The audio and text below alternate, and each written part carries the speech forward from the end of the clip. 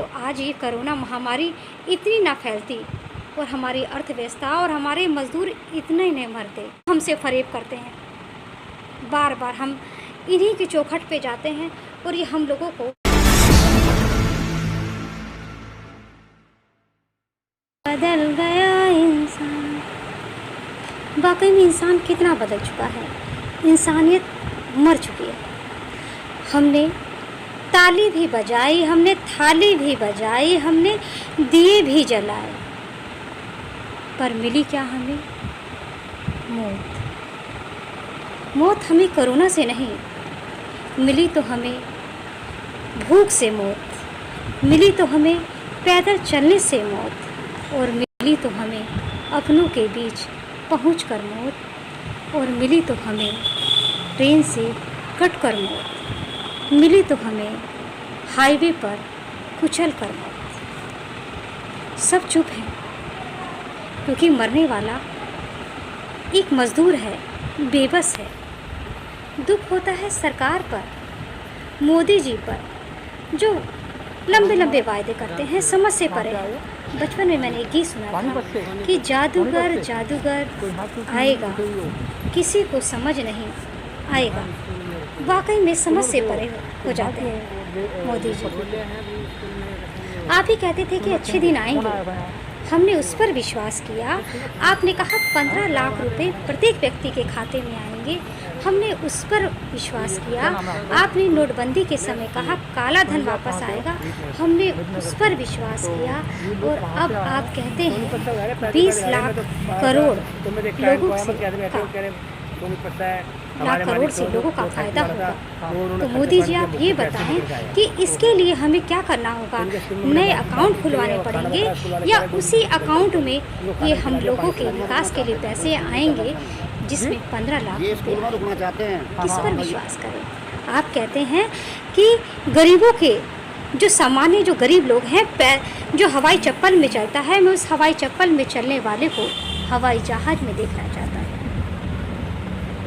कैसी बातें करते हैं? जिन मज़दूरों के पैरों में हवाई चप्पल नहीं है, जाने का साधन कोई इंतज़ाम नहीं किया, और उनको आप हवाई जहाज़ की बातें करते हैं। आप ही हैं ना वो जो कहते हैं कि मैं गरीबों के साथ हूँ, और आपने गुजरात में गरीबों की झुग्गियों को छुपाने के लिए बड़ी बड़ी दीवारें लगा दी। कैसी अजीब सी विडम्बना सी लगती है, कितना अजीब सा लगता है कि कैसी बड़ी बड़ी बातें लोग कर देते हैं, और बहुत दिल पसीज जाता है कि मजाक क्यों करते हैं गरीब इंसान से।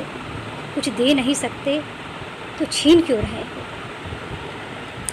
जब आज देश महामारी की स्थिति से गुजर रहा है, मजदूर दर दर भटक रहा है, मानसिक और शारीरिक रूप से पीड़ित है, और आपके इस शासना काल में आपके ही राज्य के जो मुख्यमंत्री, जो सत्ता पर बैठे हुए जो लोग हैं, उनकी कमर को तोड़ने के लिए श्रम कानून में बदलाव कर देते हैं, और आप चुप बैठे हुए हैं। आप ये जानते थे कि मज़दूर लोग पीड़ित हैं, मज़दूर लोग को बहुत असहनीय पीड़ा सहन करनी पड़ रही है।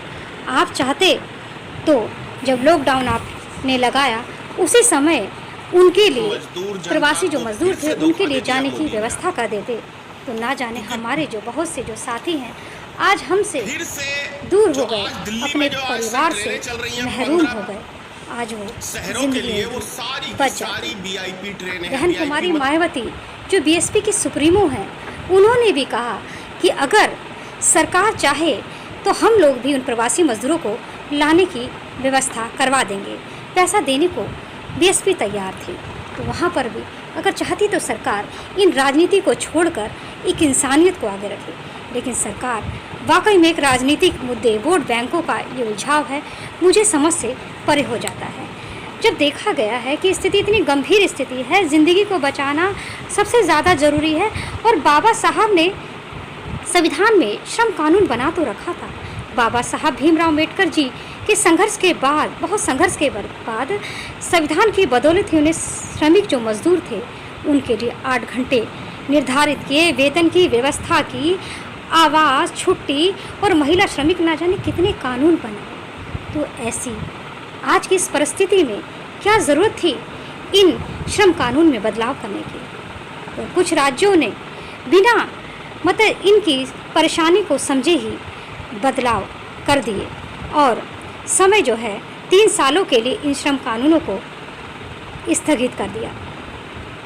क्या यही समय है कि जब लोग पीड़ा से व्याकुल हैं, ज़िंदगी के लिए जद्दोजहद कर रहे हैं और आप उनका शोषण पे शोषण किए जा रहे हैं। कंपनियां जब आप कहते हैं उन्हें बंधुआ मजदूर बनाने पर तुले हुए हैं।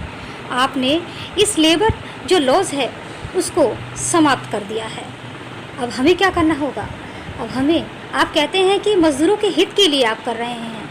अनेक जो राज्य हैं, चाहे वह यूपी हो, मध्य प्रदेश हो, गुजरात हो, हरियाणा हो, गुजरात, तो आप कहते हैं कि मजदूरों के हित के लिए किया जा रहा है। कौन सा हित? पहले हम 8 घंटे काम करते थे, अब हमें 8 घंटे की बजाय 12 घंटे काम करना होगा।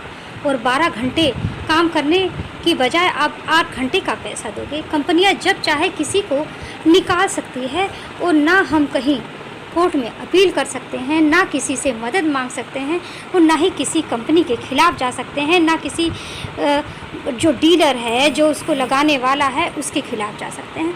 तो ये हमारे जो मजदूर वर्ग है उसके हित के लिए कहाँ हुआ?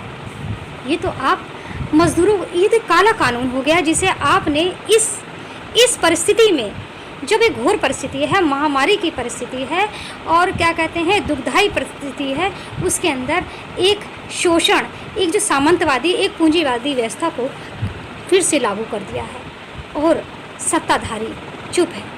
उद्योगपतियों ने कहा कि अगर ये मजदूर चले जाएंगे तो हमारे उद्योग धंधे चौपट हो जाएंगे, तो कर्नाटक सरकार ने तुरंत ही उन ट्रेनों को रोक दिया।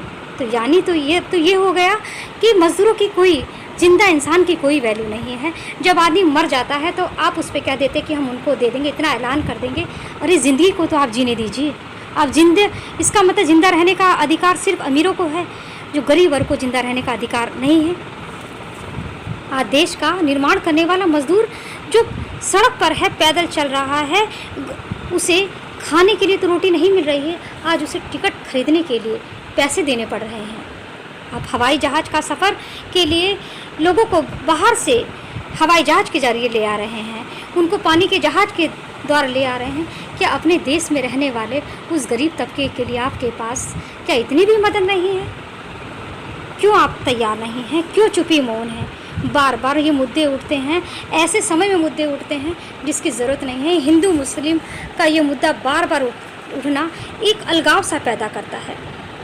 मुझे दुख होता है, मैं बार बार जब बैठती हूँ तो मेरे मन में ख्याल आता है कि कहाँ हैं और हमारी अर्थव्यवस्था और हमारे मजदूर इतने नहीं मरते। क्यों अयोध्या के मंदिर के लिए ना जाने केस कितना लंबा हुआ? क्या आज इन मंदिर या मस्जिद की हमें ज़रूरत है, या अयोध्या मंदिर की हमें ज़रूरत है जिस पे लाखों अरबों रुपए खर्च किए जा रहे हैं बनवाने के लिए? आज इनकी नहीं, हमें अस्पताल की ज़रूरत है, हमें शिक्षा की ज़रूरत है। आज अस्पताल अगर ज़्यादा से ज़्यादा होते तो ना जाने हमारे कितने साथी जो आज मौत के मुंह में पहुंच गए, आज वो बच जाते। और नेशन न्यूज़ को सब्सक्राइब करें, लाइक करें, क्योंकि यही एक ऐसा चैनल है जो देश विदेश में बहुजनों की आवाज़ को प्रकाशित